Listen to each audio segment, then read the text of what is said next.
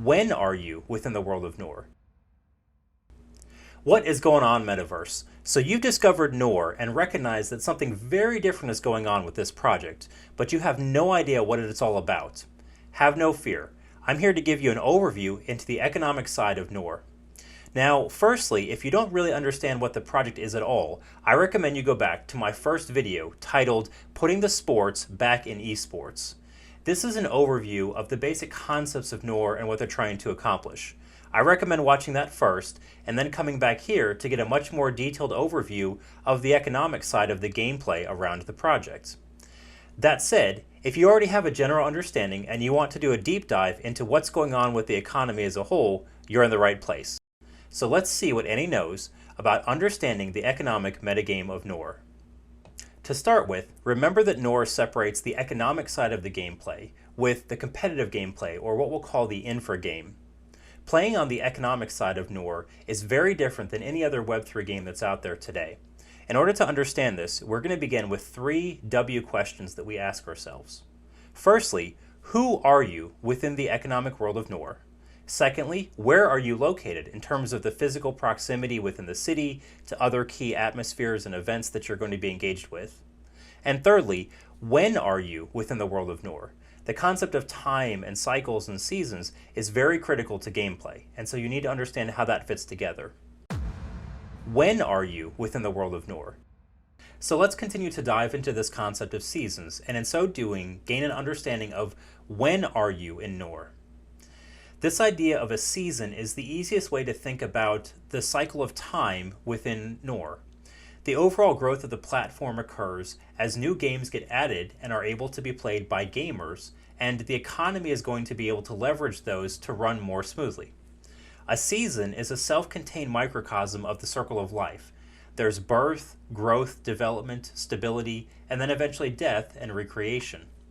This cycle mirrors the overall life cycle that humans, economies, and games themselves have. While most projects, games, and platforms struggle with creating a sustainable economy, Noor recognizes that it will be very difficult to ensure that there's a good economy that's in place the very first go-around. And so it embraces this concept of creative destruction, recognizing that if you have a system that's built with the death of a token in mind, it's not so critical how you set it up in the first season. You'll have the ability to continue to tweak and iterate on it as you move forward. A season of Noor will last for several months in the real world, and at the end of that season, there's a final permadeath tournament that's going to take place within the Arena Perilous. So, all of the infra gamers that are playing the competitive gameplay, the first-person shooter, the MOBA, they will compete either one-on-one or in small teams within this end-of-season tournament if they so choose. Once they lose, their NFT for that season will be burned completely and they'll be unable to engage within that tournament anymore. Once all of those tournaments are completed for each one of the games on the Noor platform, the season will end. There will be rewards distributed to the gamers that were able to win and finish well within the tournaments. Additionally, there will be rewards that are given to the economic metagame players as well. But keep in mind that this concept of the season is very finite. At the end, feedback will be taken throughout that season and changes will be made to the platform as we gear up towards the subsequent season. That means that there will be changes to the economy. For instance, there may be a stronger impact of marketers on the next season. There may be a different way that land is allocated moving forward. All of these will be handled by the economic players of Noor through the governance structure that has been set up. Meanwhile, while all of the infra games are going on, there's a very real-world metagame that's taking place at the same time.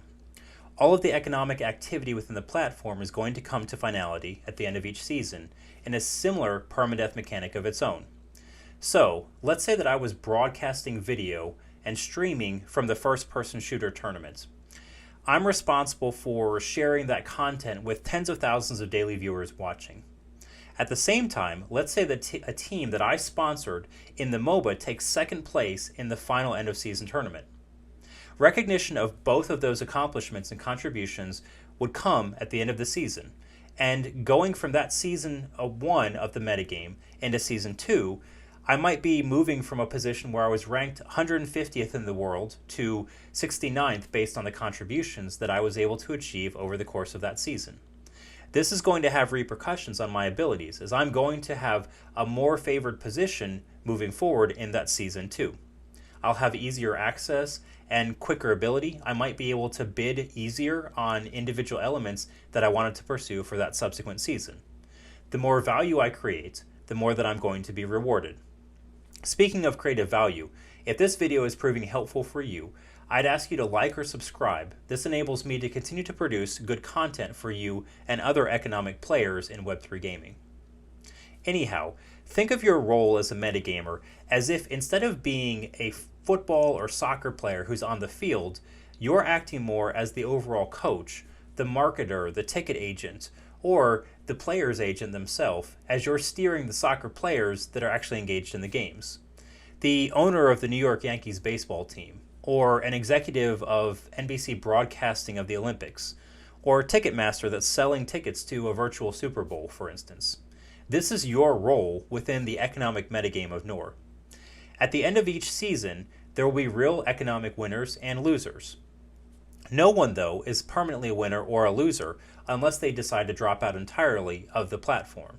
Your success or failure simply impacts your starting position for the next season. For those familiar with the theory, metagamers are playing the infinite game in Nor, while each season itself is a finite game. For more details on this, I'll leave a link in the description to a great video from Simon Sinek on this concept. But I digress. Coming back to Nor's metagame, at the end of the season, this giant reset button is hit and the eternal return occurs. The economy is functionally obliterated within the game, and a few weeks later it's reformed from scratch with a brand new city layout, new games that are going to be included, new arenas, new governance structures, and new economic rules that are going to be set in place. This brand new reset is also going to influence the Fate token, which is the key currency used within the world of Nor. Now, up until this point, I've intentionally avoided even mentioning the token of Nor, that's known as Fate, because unlike in other Web3 tokenomic structures, the economy does not fundamentally revolve around the Fate token. This is a little bit different from what you're probably used to if you're watching this video. And so, as an aside, this is going to be true for both the fungible token of Fate and non-fungible tokens that you see as well. Now, the token itself is important, to be sure, but it's not the key element players need to consider and be focusing on. Instead, serving the overall landscape and the economy of the platform, the token is going to serve more as a temporary virtual currency, because it will only last through the life cycle of one particular season before it's destroyed. The way the tokenomics work is when a game studio launches a title on the Nor platform, it will create a number of Fate tokens based on a dollar value that that game studio is funding. So in order to be featured, let's say that a studio called Really Cool Game Studio, or RCG for short, submits the Big Battle Arena for Season 3 of Nor. This game studio is going to pay $1 million in USDC to Nor as a listing fee for their tournaments, for their competitions to be sponsored on the platform for the duration of the entire season. That $1 million is going to be stored in a vault, and 1 million Fate tokens are going to be created as a result of that. So at this point in time, there's a one-to-one backing of real-world dollars that has been put in to fund these temporary Fate tokens. Meanwhile, let's suppose that there are 4 other game studios that are doing the same for Season 3. In total, that's going to give us $5 million US dollars that have been put in for the gameplay over this several-month time window. Now, let's also suppose that there are 5,000 total economic players within Nor that hold both an aspect of the 9 as well as a land plot. They're going to be engaging in the economy over the course of this season. Each one of them is going to be distributed a number of Fate tokens based on their overall position within the economy. So, as you can do the math, that means that on average each one would get 1,000 Fate tokens distributed at the start of the season. The overall top-ranked and most contributing player to the world of Nor might get as many as 2,000 or 2,500 total Fate tokens for that season, and the last ranked player might start out with only 250 or 300. However, once that begins, they're able to use their Fate tokens to make purchases like a broadcast tower for streaming, They might be used to influence the positioning of land within a season. They could be used to bid on rights to sponsor a specific team for the end of season tournament in that arena that I mentioned earlier. As I spend Fate, it goes back to the overall Nor treasury. Each Fate token that is spent is then immediately offered back up for sale within the world. Remember, we started off with Fate tokens being essentially a stablecoin or backed 1-to-1 with $1 behind each coin. As I put those Fate tokens back up into the economy by purchasing virtual items that are going to be used for my influence within the world, those Fate tokens are going to be relisted by Nor that are able to then be purchased by economic metagame players. So, let's say that I'm able to buy a broadcast tower and that costs me 250 Fate tokens. Those Fate tokens go back into the platform and they're listed. And someone else that wants to be able to obtain more Fate tokens for this season because they have a particular team that they want to sponsor for a game, they need to buy those tokens in order to be able to bid the level that they want. So they would then pay an additional 250 to buy these Fate tokens back out. Meanwhile, these Fate tokens are being purchased and transacted on multiple times so that eventually the Fate tokens are backed by 2, 3, maybe even 5x the number of real-world dollars behind them that's going back into the overall economy of Nor. Now, when each of those thresholds is hit, for instance, when the Nor token goes from 1-to-1 to a 2-to-1 ratio, there will be particular steps that are taken at those discrete values. So, when it goes to 2x, what that might mean is the Nor tokens are then available to be sold back into the marketplace from players. Up until now, only the Nor platform is able to sell, and automatically it does so, any Fate tokens that have been spent within the virtual economy. But eventually, those tokens might be able to be bought and sold directly from player to player. In addition, there may be some other bonuses that take place or impacts when the token goes to 3-to-1 or 5-to-1 within that season. These economic rules are defined in each season by the community, and so over time we'll see major evolutions to them until likely a pretty solid equilibrium is reached several seasons into the platform's existence. Now, notice that the platform is always treating Fate as a stablecoin with a 1-to-1 US dollar backing throughout the entire season. Players, of course, are going to value Fate at less or more depending on their overall desires, and so they may decide and elect to sell Fate at a price that's less than $1 US outside of the platform. At some points, Fate might be in such high demand that people are willing to pay much more than $1 within a given season. There might be a specific time or event or activity that they're trying to capture on. And so the secondary price is always going to be able to fluctuate. However, Nor is not going to directly recognize or sponsor any additional secondary markets of the Fate token that exist, although it's known that this will happen as the season ebbs and flows. Additionally, at the end of the season, all of the Fate tokens that are in existence from that season are going to be burned completely, regardless of what wallet they're in, and they cannot be used again for a future season. Each metagamer's position in that cycle is going to be carried forward into future seasons, and new Fate tokens will be issued, and the entire structure begins anew. That cycle repeats itself as the overall never-ending game of the economy within Nor.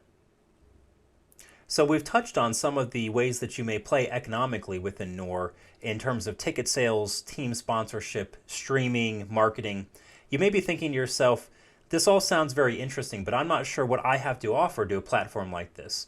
I'm not a content creator or an expert on competitive gaming and identification of top players. The good news is, I believe that most people will have some talents and abilities that they can bring to bear to the Nor platform. I'm going to share with you on screen a list of some of the key ways that players can influence the Nor economy. And note that while these are all subject to change in the future, we know some of these are already going to be in existence based on the white paper that Nor has recently put out. The balancing could be varied, and the overall share of rewards for one individual element might be different, higher or lower, but at the end of the day, if you're able to provide value to the platform, you're going to be able to get some of that value back in terms of the rewards at the end of a season. So a general idea might be some topics like the following. Firstly, can you QA and test software? Second, could you write proposals for governance and structural changes that you believe would balance the entire economy of Nor? Could you design artwork that could be featured in buildings and monuments and medals and rewards for the end of season competitions? Are you able to stream or commentate on gaming content? All of these and more are going to be ways that you can engage within the platform. And so find your niche and you'll be able to ensure that you are competitive within the economic metagame. It might be that you decide to go very deep in a specific area and become the #1 streamer on the Nor platform. It could be instead that you want to experience a whole host of these economic metagame topics, and so you may want to dabble in a little bit of everything for a while. Maybe over time you decide that you want to focus on a little bit further. The nice thing is that with Nor, with each successive season, you're able to basically reposition yourself, your land location to individual tournaments and games, as well as the way that you're engaging within the platform and using your Fate tokens each cycle. You're never locked in and only able to do one thing forever. So what you might decide to do is pick up a different aspect in another season that gives you elements that you want to participate more in. So you might want to pick up a performer to focus on those Twitch streams, but when that gets boring to you, maybe you sell that and instead you get an architect and focus more on land development. The nice thing is there are 15, 20, 50 different small ways that you can influence the platform. Experimenting with each one of these is going to be a great way to learn more about the overall economy of games. Make sure that you stay aware of what's going on by following others that are playing within this metagame, and you'll be able to be competitive for years to come.